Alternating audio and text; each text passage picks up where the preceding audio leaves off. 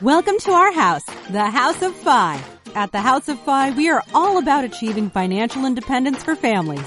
Wherever you are in your financial independence journey, we want our house to be a place where you can learn and get inspired. If you are a parent on the journey to Fi, then come on in. We're glad that you're here. Here are your hosts, Wendy and Timika. Hello, House of Fi family. Welcome to episode 2. This is really our first quote-unquote real episode, and I'm so excited to have all of you get to know our co-host, Timika. There are so many experiences that she's going to share with you today that will not only encourage you, but that you can also put into practice in your own Fi journey. You'll hear how she started a side hustle to help her achieve Fi faster, and how that side hustle has grown into a full-time income. You'll also hear how her family as immigrants have truly seen the American dream play out in their lives. And then there's just the practical day-to-day stuff we all experience as parents on the road to Fi. We hope you enjoy the show. All right, Timika, why don't you tell your audience a little bit about yourself? My name's Timika. I live in Boston. I'm a school nurse, a mother of 3. And I said a lot of this in our previous episode, our intro episode. What are some other things about me? I'm on my Fi journey, and in my journey, decided to open a business to help myself get to Fi. Awesome. That's the thing that I love to talk about the most. Okay, and I totally want to get to that part of it, because I love the fact that your approach to Fi is increasing your income. So I totally want to get to that in today's interview. Mm-hmm. What about your husband? What does he do? So my husband works from home most days of the week. He works in insurance, and he's out of the house on every Friday. So that's been good. We have a really nice schedule. And yeah, he loves to bike. He loves to hike. He loves the outdoors. And our kids love it too. And so what about growing up for you? What's kind of your backstory as far as growing up and what your views were about money, or your parents' views about money? So it's funny because I actually grew up in a housing project in Boston near what was called the combat zone at the time. It was a really dangerous part called Chinatown, or the combat zone. So where I grew up, my godmother lived a couple of doors down, and she would get robbed coming home from work probably every few months, I would say. We didn't really go outside to play. My parents would take us to other places like the zoo or the Franklin Park or wherever to play. Wow. And they kept us busy in terms of school, and then followed by after school programs. So that part of Boston has gone through major gentrification now. And when I go down there now, I wouldn't be able to afford it. And they've redone the whole area. But back when I was a kid, it wasn't like that. My parents are immigrants. I was just going to ask that, if your parents were from, where are they from? So no, my parents are from Barbados. Oh, okay. And I grew up mostly around Asian American or first generation Asians and immigrant Asians, and also Black people from the islands. Yeah. Right. So what was that like? Do you think that because you grew up around first generation immigrants that are obviously here for a reason, America has something to offer, do you think that affected kind of your view, money and entrepreneurship? Well, definitely the entrepreneurship side. When you come from another place and you're trying to search for the job, and you're kind of starting from the bottom, or just taking the work that you can get, and you don't really know how things work, I think what I've seen is that a lot of immigrants that I've grown up with have a main job, and they also have other jobs or own property, or, they're just trying to bring in more streams of income. So that is something that I didn't recognize as entrepreneurship at the time, until actually very recently, until I actually went into entrepreneurship for myself. And I started to think, people, they respond in this huge, excitable way. I can't believe you do this. How do you do this? I could never do it. And I just think, well, yeah, of course I would do this. This is what you do. So it's only recently when I've had those interactions that I've been, that I've thought of, well, where did this come from? Right. And it definitely came from my parents. That's a really beneficial perspective, though, to have, because some of the big barriers for people to even think of being a business owner is that fear. And for you saw it all around you. And so it's kind of just, that's the normalcy that you saw, which I think is really, really cool. Yeah. Even for my husband, he would be a better business owner than I am. But he is super organized. He is very consistent. He has his schedules every day. And he can speak well. He can do all these different things. And he just doesn't think, he thinks it's like, you have to be born like that, or, I think he'd be awesome. And no, he doesn't. The fact that I was around it, indirectly, it did rub off on me. I want to talk to you about how you found the financial independence community, and then contrast what your life was before you found the community, and kind of what has your journey been like leading up to now. So when did you first stumble upon the FI community, the financial independence community? So I've always been somewhat interested in it. I was putting away before my friends were, my first jobs and everything. And so back when I finished college, or at some point, I used to watch the Susie Orman show. There was this show on like AM radio. And if I was ever at my parents' house and it was on, I would listen, and it was just people calling in and asking financial questions. And when Susie Orman decided to retire, I maybe somehow found Dave Ramsey. It's so unclear how the whole thing went. And I feel like everyone is just like, how did this happen? I used to listen to Susie Orman or watch. I found Dave Ramsey, and then I found Joshua Sheets on Radical Personal Finance.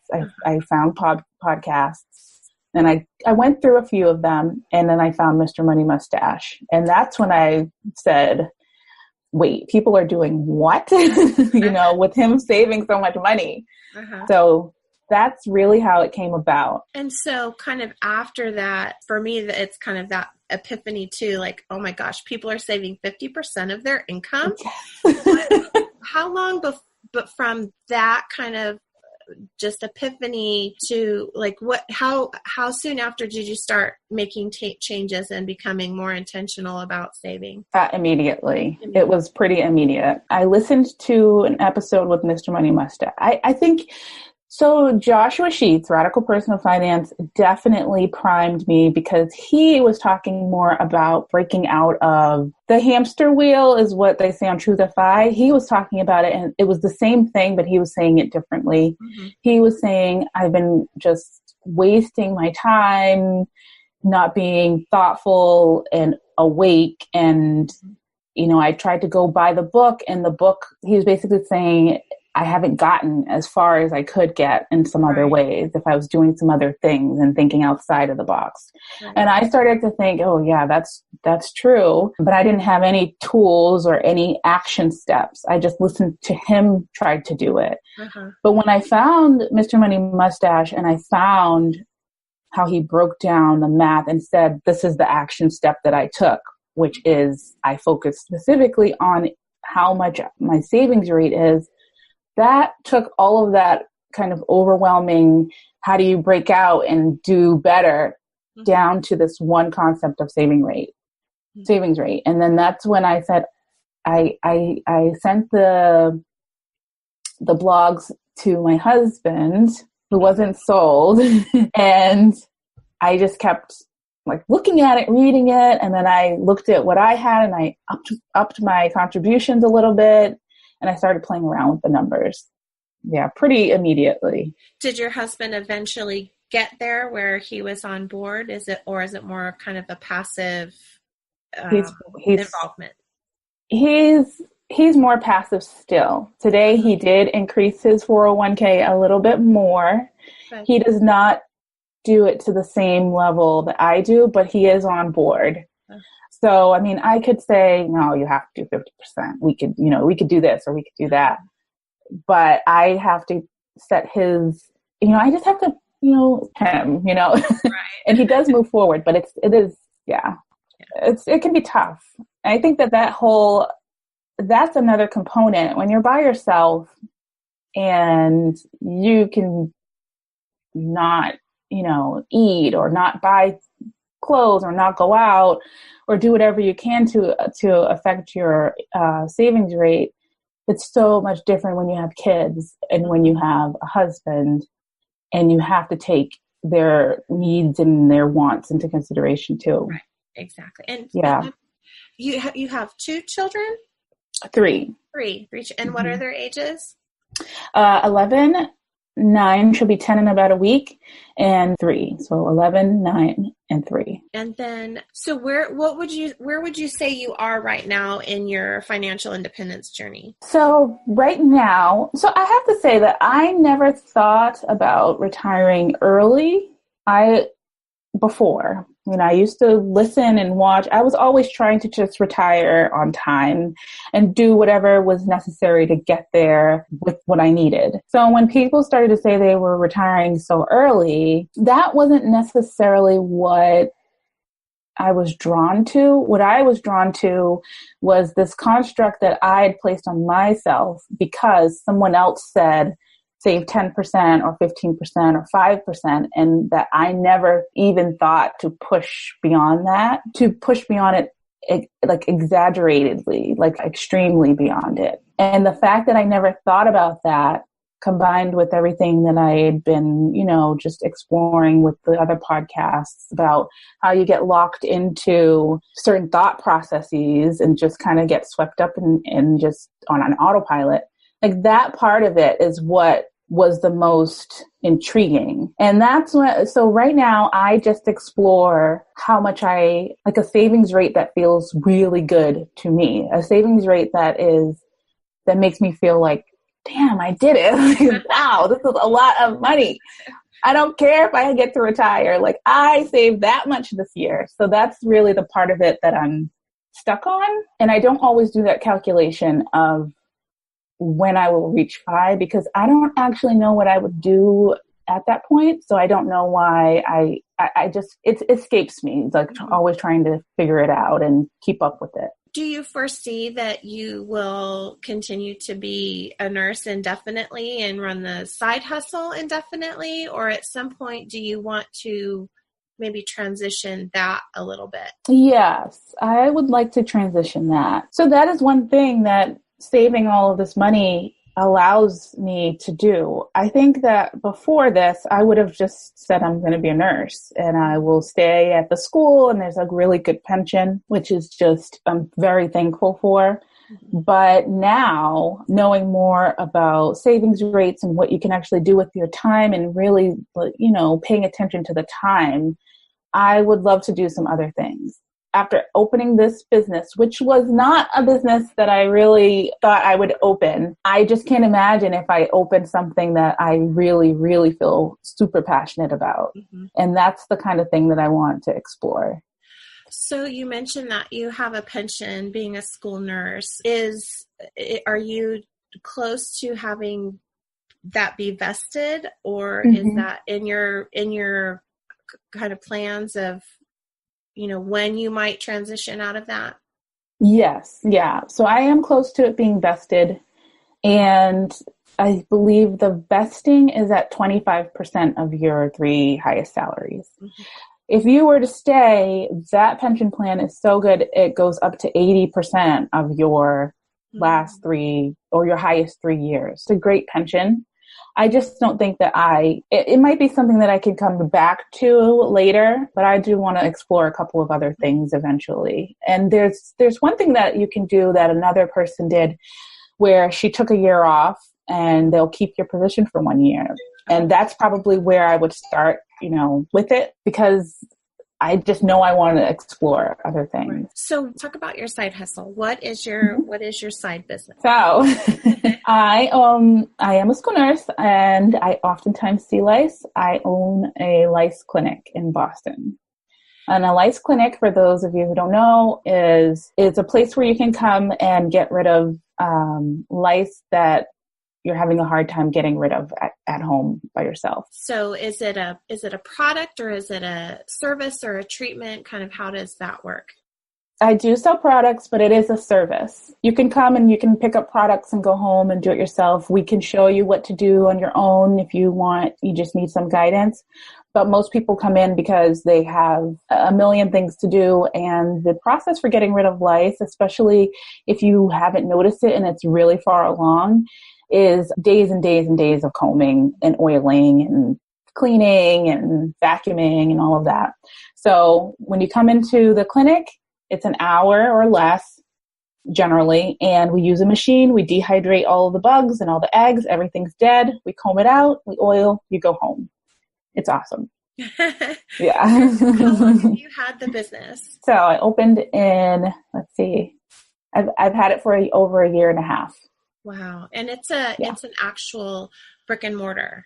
It's an actual brick and mortar. Yeah, there's a key and you go in and there's a sink, chairs. It's an actual brick and mortar. How does that work with you having I'm assuming a daytime job? Mm-hmm. Is it mostly evening hours, or do you have someone there during the day? Kind of, what is that sort of structure? Yes. So I have 3 employees. They cover the week, and I haven't been in the clinic in, I think, this whole month. So everything is covered. I go in when I go in to back up. So if it's really busy, and, if there's a family of 5 and then a family of 6 coming after, I might go in to help. I definitely would go in to help. But that's the text. Have you had employees from the start, or was that a gradual thing? I've had employees from the start. I didn't need employees from the start. I was really the main employee at the start. I would go in after work. So for the first 6 months or so of the business, it was exhausting at first I was excited. So I didn't really care. The business is about 40 minutes away from my house, 30 to 40 minutes. On the weekends, I can get there in 20 minutes. But during the week, especially after work, there's rush hour traffic, and I was driving for at least 45 minutes to get there. But I would leave work every day and go into the clinic, and there'd be a family or so. Ryan would answer the phones, my husband, or I would answer the phones when I'd go home on my break, or if it was the weekend. And it was exciting, grueling.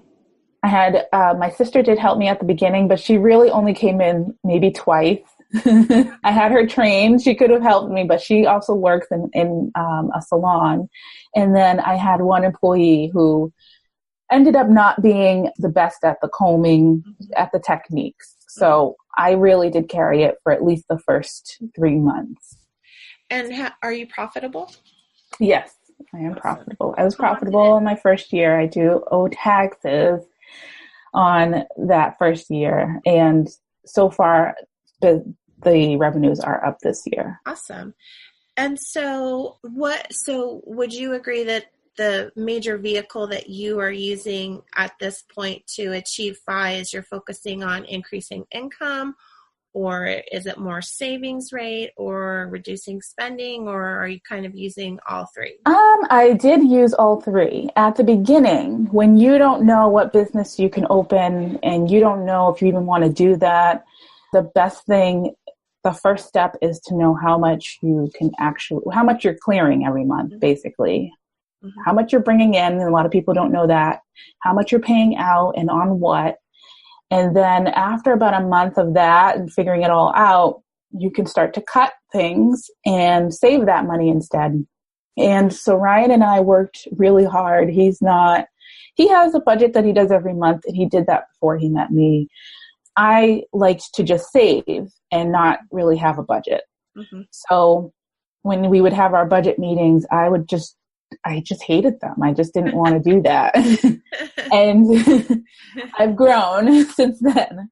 But savings was the first vehicle. And then you get to the point where you're just, you know that you're limited with how much you can save. Joshua Sheets, I know I keep talking about him. I don't even listen to the podcast anymore because I'm so in love with the other podcasts and so busy with everything else. And we're doing a podcast. So talk about improving or increasing, doing what you can to increase your salary in the job that you actually have. And a lot of people talk about that, and I did that. So from finding, I'd say in the last 3 years, I did increase my income. I could go back and check. I might actually write a blog post about it. At least $30,000. That's amazing. I would say. Just from my day job. But that's still like incredible. That is, it could be an individual's whole year salary. Exactly. Yeah. The good thing about when you're in the school systems is they generally, you could take classes, right, and then you'll go up steps, and then each year you get a raise. Some of it, I think it's usually a 3% raise each year, cost of living, 2 to 3%. So some of it was already built in, but I did go from one end of the salary scale all the way to the other relatively quickly, and I found some really cheap ways to do it. Really cheap classes, online credits that were free or very inexpensive. And I wouldn't have done that way had I not been doing it specifically for this purpose, for the 5 purpose. And then, so with every increase, did you then funnel that into savings? Was that yes. objective? Yeah.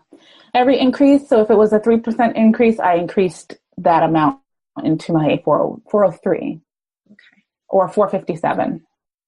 Do you have both? I have both. That's good. Yeah. My husband is a teacher in public education, and so we're very lucky in that he has both as well. And it was a game changer once we knew what those things were.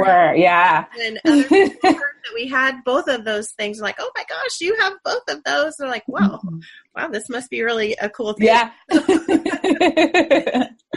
so, to me, I'm just like, well, if I could just do those 2 plus the pension, and my husband does his and his match and stuff, I don't really care. Beyond that, I don't know that I need to save even more. I think that I would rather optimize some things and improve some lifestyle things. And then if there's even more after that, then save more. Right. So that's where we are. And I have not maxed everything out yet but that is our goal. So I want to kind of circle back to family and just talk about what are some of the things that, as a mom of 3 and a working mom and all of the extra expenses that come along with children, what are some of the things that you do to maybe cut some of those expenses that come with children, like food and insurance and childcare costs and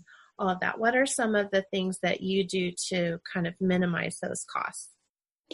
So I remember when I had my daughter, I don't know that cost was an issue. I don't know that it was, but most recently with my son, I knew I was going to breastfeed and I was going to make the foods. And, I just looked at those bigger items. So food, clothing, and the diapering. And I got a year's worth of diapers pretty much out of my baby shower. So his first year, I didn't pay for diapering. And with foods, I would cook and steam everything and then put it in the baby bullet. That was awesome when he finally got to eat foods. And then I did breastfeed, and I made it a point to try to get to a year, which I did. He wasn't. I started to pump after a while when I went back to work, but he did have the milk at least, so that's free. And then as he's grown, he doesn't wear anything new. I wasn't really big into Goodwill or like resale shops. Yes, I actually didn't go to those, but he has an older cousin that is now 6, and I got all of his clothes from birth and I always funnel those down. And then, so we've only had to put in a couple of things here and there. If he grows out of a phase before, and I will go and I'll shop the sales, or I do sometimes go to the resale shops. And that's a newer thing that I've started. I have some friends that are really into it, and they get some really nice things, and they've been talking me through it. 'Cause it's tough when you haven't done it before. I don't really go to those shops either. I think they're great and they're a great resource. We just really haven't needed to. Yeah. Like you, we've had a lot of generous family and friends, especially when we got all the boys, and we kind of like got some of them all at once. So yeah, okay. We're getting children. Okay. This is what we need. And people just said, here, have this. And so, yeah, we never really had to do that either. I love the hand-me-downs. It's awesome. Me too, especially, my sister is so much more into fashion, and even my nephew. So they get some really nice stuff that I would never buy. And it's very expensive stuff that I would just not buy on my own. Do you guys eat out? Is that something that you do or not do? You know, people always talk about experiences and spend your money on experiences, and travel is the big experience, but we don't travel that much. Mm-hmm. But I look at food as an experience. So I don't mind going out to eat. I love going out to eat. However, when we were in those first stages, we did not go out to eat. Mm-hmm. We didn't order pizza. We did not go out to eat for a long time. And so what was I doing? I paid off my student loans. I had some 6.5% student loans, and I wanted them gone, and we snowballed those. Mm-hmm. I think I started at around 90 and paid those off using a few different methods, but that last big chunk was snowball, and we didn't eat out. We had oven pizzas, or we would make pizzas. We were cooking, but I like to eat out. Yeah. So we have a dining out budget that we added into our line items. When our you budget. go, do you take the kids? Not really. No. That's more of not really alone time for you and your husband. Yes. Yeah. So I should say that everyone has their little things. So like you didn't have to buy clothes. You adopted children and everyone knew that, and you got the clothes given to you. I don't have to pay for daycare very much because my parents live very close. So everyone has these little things that help or hinder their financial situation. The other part of my family structure is my husband had a son and I had a daughter. So we have it so that they leave on the same weekend to go with their other parent. And then we're with the third child every other week by ourselves with him. And the older he gets and the more into school he gets, the more my parents miss him. So we oftentimes can just send him over there on the weekend on a Friday night or a Saturday night just for a few hours, and we can go and eat or something. And that's good. That's generally what we like to do. So that's really great. Yeah. That's awesome. And one of the things that you're talking about made me think, is financial independence for everybody? Because there is a discussion, and I don't want to go too much into the overall topic because I think that's going to be a great future episode. Mm-hmm. But what I like that you're talking about is that you have a community. And even though we may be higher wage earners, that absolutely gives us right off the bat some privileges. Mm-hmm. What everyone should be able to have or build is community. Yes. So community. So maybe a single mom pairs up with another single mom and they run a house together and then somehow arrange their childcare schedules so that then both of them are both saving on rent and childcare. I just think there's just so many ways to take advantage of community if you're willing to be honest and your need out there. Yes, I love absolutely. that. I love that you have the family that's close, and not everybody has that, but we do have friends, we do have church, we do have whatever it is that you can be a part of to help out if you need it.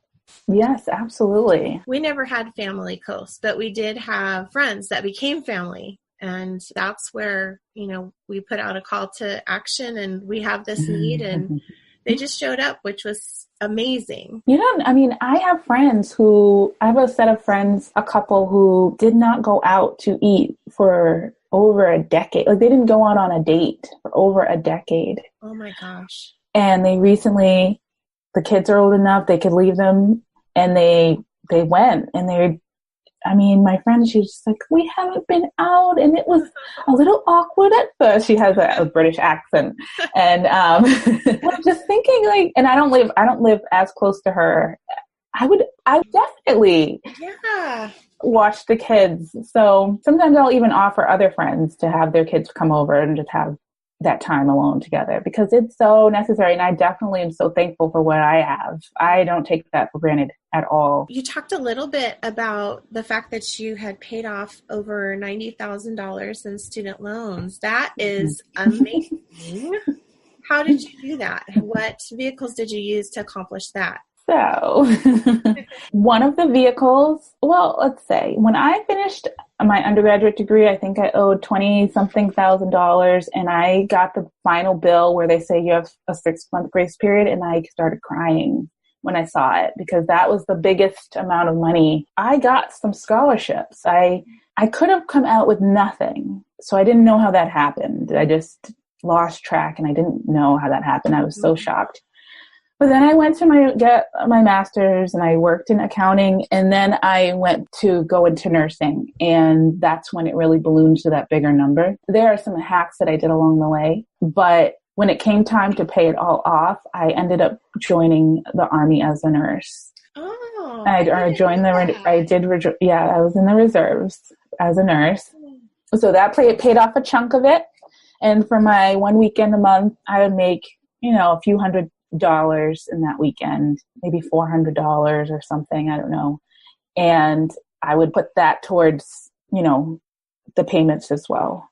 So that was one way. And I thought, okay, I did I got a chunk of it, gone, and I'll just do the rest over time. But it was after that, like soon after, when I found Dave Ramsey. So maybe I coasted after that for about a year, and then I found Dave Ramsey, and then I was like, oh, wait, no, I could do better. Yeah. And that's when I started to cut all my costs, figure out what was extra, and then send every single dollar to that student loan for months and months. Did your husband bring debt into the marriage? He did. Yeah. Ryan had a car loan and he had a student loan. His previous marriage, they combined finances. They consolidated their student loans. So when they split, he left with more student loan than he brought in to his first marriage. Yeah. So don't do that. Do not consolidate your student loans. Yes. You don't have to. All you need to do is snowball them separately. So. And that is a Dave Ramsey principle that has been ingrained in my brain, is that don't consolidate your loans. Just attack them like every other debt that you have. Yeah. And pay off the smallest to the largest. Yes. It works out. And mine were not consolidated. So when we sent those smaller payments, it was one chunk, but when you looked in, you could push a down button and see the other amounts. And that was the best part, because you could see that, group E was gone, and then, it was just A, B, D, just some of them left. And that was psychologically so nice. Recently, we paid off my husband's, maybe end of February or March, we paid off his. So I wasn't attacking his. I paid mine off a couple years ago, and he wasn't on the train like I was. He helped me, but he wasn't so motivated until recently. So I waited until he was motivated. And once he was motivated to get rid of them, then I was like, all right, I'll help you. Let's do it. And we did it together. So. Does he have any kind of vision for what's at the end of the SPY journey? Because it sounds like you're kind of not sure yet. Does he have a vision for what he wants to see? He would love to have a lake cabin or a cabin in the woods. He doesn't really want to wait.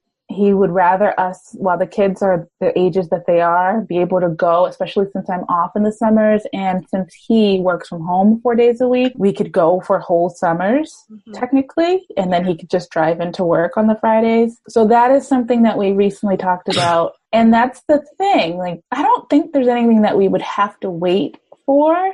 So there's some people who do the little mini retirements. I kind of like that idea, like doing that thing that you dream of now. Right.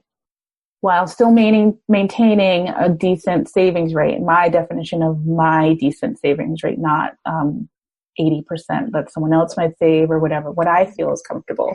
And I think that's probably what we'll do. If I can always save, at least 30% or whatever it is of my income, where it feels like I'm achieving what I want to achieve, but then we can still do some of these things, and I'll continue working. I don't really mind that. I can't wait till it's your turn. You can tell me what your plan is. I know. I have a big plan. I'd love to share my plan. Well, awesome. We are nearing the end of our time, so I'm so excited that I learned so much about you today, and we've talked several times before. So, and if our audience isn't aware, Timika and I did not know each other before this. We met in Facebook land in a podcast group that we're both in, and it's just, the modern age is really amazing that we get to meet people and become friends with people on the other side of the country. And yeah. So I learned so much about you today. It was really cool. So I have some final questions for you. What was one lesson you learned about money from growing up that has stayed with you to this day, good or bad? My dad always said, whenever you get $1, whenever you get money, you have to save. And it sounds very basic, but he literally said it again this week. And I always say that it's like this basic concept that has now become much more, not complex, but I have a deeper understanding of it now. So I am happy that that's the lesson that he told me, because I always did save a little bit of money all the time, those 5 and 10 and 15 maybe %. But, I guess that's it. That's what I learned when I was very young. I have to say, I went from being an immigrant group to a very high income group in middle school, high school, and I switched to a different town where the median income today in that town is at least $1 million. Wow. You can't get property for less than that it's called Brookline, in Brookline, Massachusetts. That was also eye-opening. Just seeing what money can buy you, or the slight differences, or the huge differences. Right. Things that seem just unbelievable that you can buy with money. Right. That was very clear as well. So let's assume that your children are listening to this episode and you have their ear and their undivided attention. What is the most important principle that you hope to convey to them and for them to carry with them into adulthood? Oh, man. Okay. Did I see this question before? I don't much. Okay. I think that if you give your children a good understanding and some general guidelines, that the understanding and the guidelines can be applied across all areas of their lives. So I always talk to the kids about practice. That's homework, that's basketball, that's piano, that's doing your budget every month or week or whatever. It's that same consistency that gets you from being a newbie to being good to being an expert. And so that's the thing that I impress upon them a lot, all the time. Yeah. And then there are things within each sector, like within money. Yeah. They know what their accounts have in them. They're 529s, and they know they know the name Vanguard. So just giving them the vocabulary to talk about money and to ask questions about it. But that's the thing that I want for them. I think that they will be able to understand and figure anything out with enough time if they approach it, I can't say approach it with practice, but approach it with the goal of fully understanding and, reaching some level of mastery, I think is best. There's a great book called The Compound Effect, making daily small incremental changes. Big changes come through acting upon something a little bit every single day, striving every single day to be better today than you were yesterday. That's how we create a habit. That's how we, save. That's how we get better at basketball. That's how we, run farther and all of that. Yeah, so it's a great that's how we improve. Yeah. Great lesson for our children. And I try to tell my oldest son that, my 16-year-old, he loves to play basketball, but he's not the best basketball player. And he gets down on himself every once in a while about that because he's not the best. And I just try to tell him, Michael, you don't have to be the best, just be better and practice. Yes. My newest thing is that I tell myself, and that I told Ryan the other day, which is my husband, but, and the kids, is I've had to break it down to, this is Thursday and I just need to be better than last Thursday. And that's the way I just get through the day and just try like a little bit harder than I did last week. So love it. And is there any one life hack that is part of your life that you think that other parents could benefit from? I would say that the biggest thing that's been helpful for me over the last 6 months in juggling everything from the sports to work to the business to everything is taking a step back, looking at my whole schedule and finding like a one consistent time across each day or a period of time and optimizing my time. So one way that I did that is that I finally had to come to the realization that going to the gym after work is not going to work. I need to go in the morning before they get up. August of last year to now, I've lost over 30 pounds of baby weight that he is 3. Yeah, I had to find that it's literally 5:30 in the morning, which means I had to wake up at a different time. And I wake up every day now to get to the gym or to go for a walk for that time. That is way different than it was before. I didn't have to do that before. So that's one thing that I would recommend. I love it. I had that shift in mindset a couple years ago too, because before I'm like, there's no way I'm ever going to get up at 5 o'clock in the morning to work out. I can't do it. It's just, but like we're busy moms, we're running our businesses. We're trying to be good moms. We're trying to be spouses and then trying to do all of the household things. And there's no time for me. And the only time that I could find was before they woke up because they're still asleep. I don't have to worry. I don't have to get a sitter. Everyone's still in bed and I can go. And so I think that's an awesome life hack. And it's just getting over the, I can't do it and just make yourself do it. Literally. I said the same thing. I maybe heard that 10 years ago. Who knows when I first heard that? And I had no, I can't do that. Same thing. Wow. So I'm glad we both figured that out because now we're super highly productive. Yeah. I just got the clearance from the chiropractor today to work out again. So my alarm will be bright and early tomorrow. Well, the first like 20 pounds was literally, I was walking and I did do a low carb, high, like a protein, vegetables, and low carbs, but walking every morning. And that was the first 20 pounds. It came off really fast. And then over, the last few months, I kind of stopped. I would still walk, but my food kind of slipped.